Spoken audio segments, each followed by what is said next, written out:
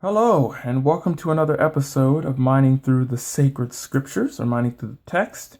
My name is Luther Smith. I am the teaching elder at Potrero Community Church near Tecate. And we will be going through Psalm 13, 1 through 6. And if you're new to Mining Through the Sacred Scriptures, what we do is we read all of the Psalm, and we go and look at observations throughout the text and discover what God is saying to us from this objective word here. So we're going to be reading Psalm 13, 1 through 6, and then we'll be looking at some observations and trying to gather what God has revealed in the sacred word. Let's go ahead and get started. Psalm chapter 13, verses 1 through 6. Lord, how long will you continually forget me? How long will you hide your face from me? How long will I store up anxious concerns within me, agony in my mind every day? How long will my enemy dominate me? Consider me and answer, Lord my God. Restore brightness to my eyes. Otherwise I will sleep in death. My enemy will say, I have triumphed over him, and my foes will rejoice because I am shaken. But I have trusted in your faithful love. My heart will rejoice in your deliverance. I will sing to the Lord because he has treated me generously. Psalm 13. So first of all, let's go to the first verse here. It starts off with Lord. Okay? Lord. So here we have a picture of a throne here. Okay. Throne and the Shekinah glory of God, right? How long? Okay, let's put that there. Will you? Well, who's the you? The you is the Lord, right? That's the you here. These are synonymous, right? Which is why it's capitalized, because the subject is the Lord. You continually, right? We're going to put arrows here. You continually forget me. Okay? This is a question here. Again, how long? Okay? This is the same how long here. Will you, again, this is talking about the Lord, right? Same subject. Hide your. Again, this is the Lord. Okay? Face from me. Okay, another question here. Let's go on to verse 2. How long? Again, this is the third time, right? How long will I, all right, first person singular pronoun, store, kind of like boxes we're storing up right here in the room, up. Anxious concerns. I'm going to box this both together. Anxious concerns within me. Agony, right?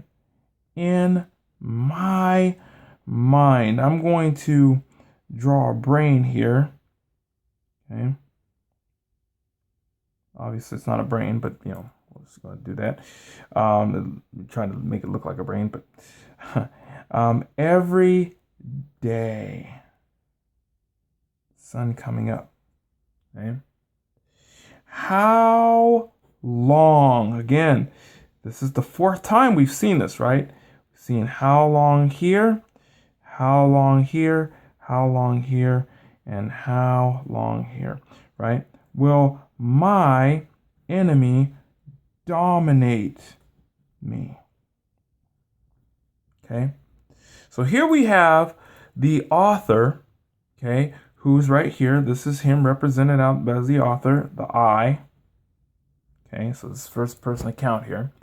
How long will, he asks four questions. How long will you continually forget me? How long will you hide your face from me? How long will I store up anxious concerns within me and agony in my mind every day? And how long will my enemy dominate me? Okay? This is the reason why he's storing up anxious concerns. It's because his enemy is dominating him, right? Okay? And he entreats him, Lord, how long? How long? How long? Right? So we have the author, right? Is talking or requesting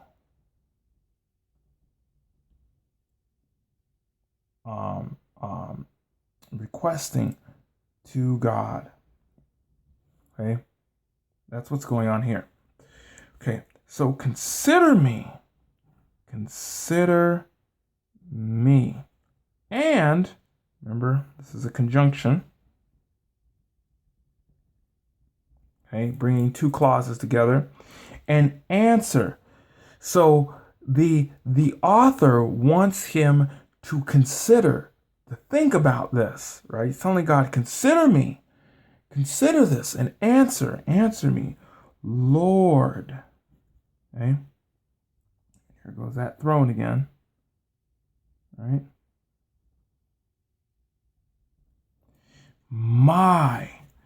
this is personal. Okay, this is the first time that he puts my God in the same sense as personal. My God. Okay? We understand that the Lord is God, right? Because these two talk about the same subject. Restore brightness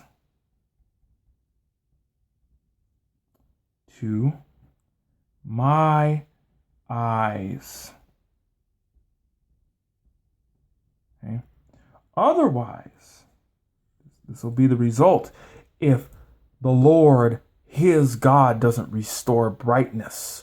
Otherwise, I will sleep.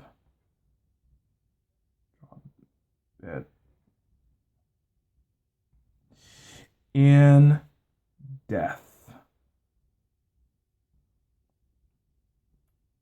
This is very real, right? If you don't restore brightness to my eyes, I will sleep in death. I will die, right? That's what he's saying. Let's continue. My enemy. This is my enemy. This is the same one up here. Okay, in verse 2. My enemy will say, okay, will say, I have triumphed.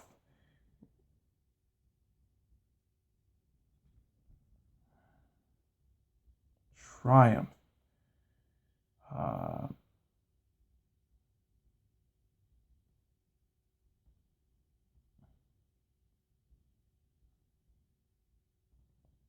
Okay. Shout over him. Who's the him? The him is the author, right? His enemy will say, I have triumphed over him.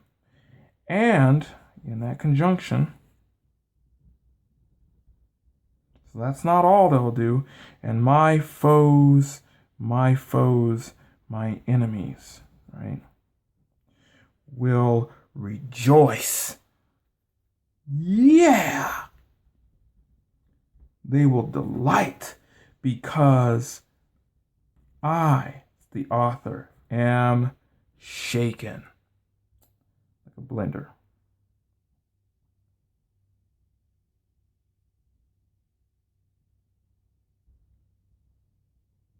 Like a blender. But, again, this is transition. I have trusted in your. Who's the your? The your is the Lord, right? Again, it's the same subject. In your faithful love. Okay? Your faithful love. My heart will rejoice. Yeah, it is the same rejoice here in your deliverance. Now, what's interesting is the enemy rejoices because has fear. He is afraid. But he will rejoice because he is delivered from his foes, right? Last verse here. I will sing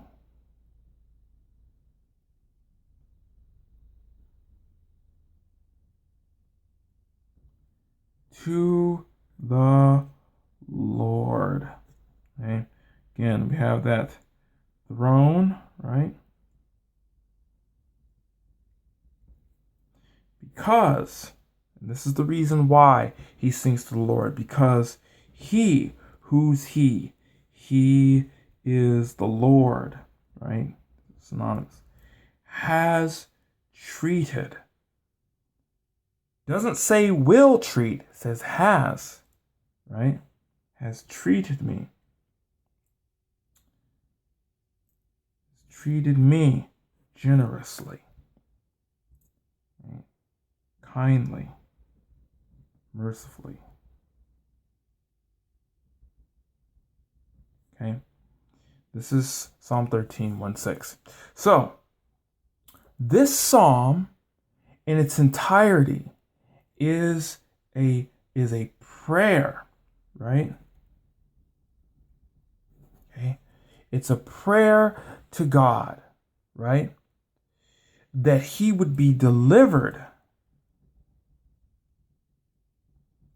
from enemies. Now, what does this have to do with us? Because most of us are not being pursued by enemies. This is a psalm from David when he was running from Saul, who wanted to kill him.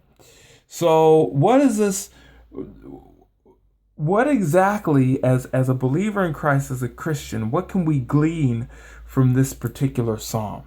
Well, first of all, we can glean that God, we can come to God, right? We can come to God with what? We can come to God with our anxiety, right? Our concerns,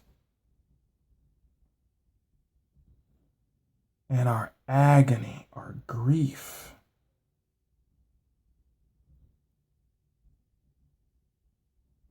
Okay? We can come to God with all of these, right? We can come to God with all of these. And by the way, it also shows that Christians have bad days too. Those who believe and trust in the God of Abraham, Isaac, and Jacob have bad days. There are times where we have anxieties. There are times where we have concerns about life. Right? Now, in this case, in this context, the author has concerns because he's being chased literally by enemies, by foes. But we see the character of God is that he cares for us and he cares about us. And the author knows this. He knows this about God. He knows that God cares about him.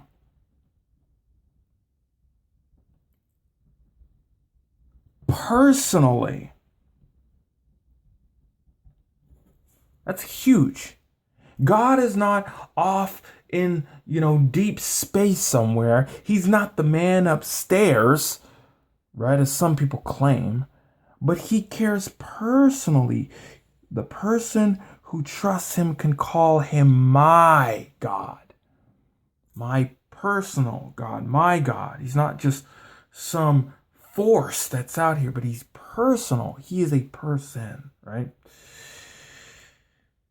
We also understand, too, that God is the God who delivers. Okay? He delivers. Okay? He delivers. And in this case, God has delivered us from our enemies, which are not people. Remember, Ephesians 6 tells us that our battle is not against the flesh and blood, but he has delivered us from our enemies, such as sin, the devil, and one day death. Right? We don't have to fear any of these because God has delivered us from them through his son's death on the cross for us. Right? So our enemy, which is sin, death, and the devil, his enemy was a physical enemy, obviously. He was being chased and he was afraid, right? But just like he was delivered physically from his foes, because he was delivered, so are we delivered from our foes, sin, death, and the devil. Now, what's interesting about this is, but I've trusted in your faithful love. God, again, we see another attribute of God. God is faithful, right? And again, that's one of the reasons why he can pray to him, is because God is a faithful God. And he has love too. Again, another attribute. He doesn't just have love, but God is love, right? So he's faithful. He goes, my heart will rejoice in your deliverance. Okay? He knows that he's going to be delivered. Why?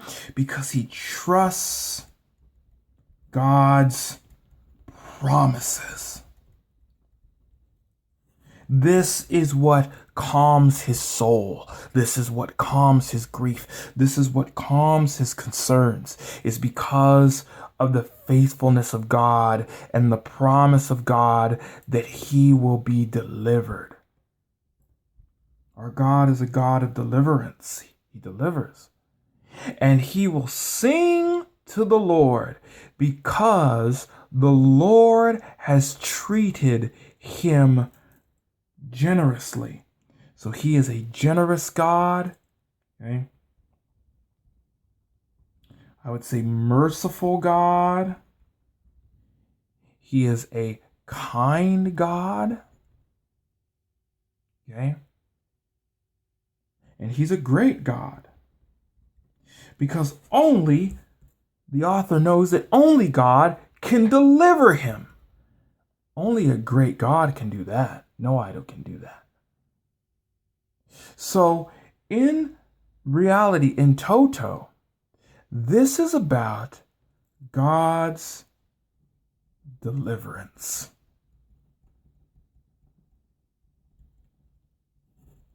That we can trust God and we can trust him. We can trust his attributes. We can trust his nature. We can trust who he is. And we can trust that God will deliver us from our enemies. Right? And we can come to him, laying down our anxiety and our concerns and our agony and our grief. We can ask him questions like these and be honest with God. How long, Lord? How long do I have to suffer? How long, God? But we also need to understand that we are to trust and have faith in his love for us and in his deliverance. That God keeps his promises, that he will deliver you. Right? Even unto death, he will deliver you. Right? If you have to suffer your entire life, he will deliver you even in your death. Right? So this is about trusting God, that he's a God of deliverance. He's a God of faithfulness. He's a God who is kind and loving and keeps his promises. That's Psalm 13, 1-6. Again, this is another episode of Mining Through the Sacred Scriptures. I hope you enjoyed it. There's plenty of detail here. And I will catch you on the next episode. Until then, Soli Deo Gloria. And I will see you soon, saints. Bye bye.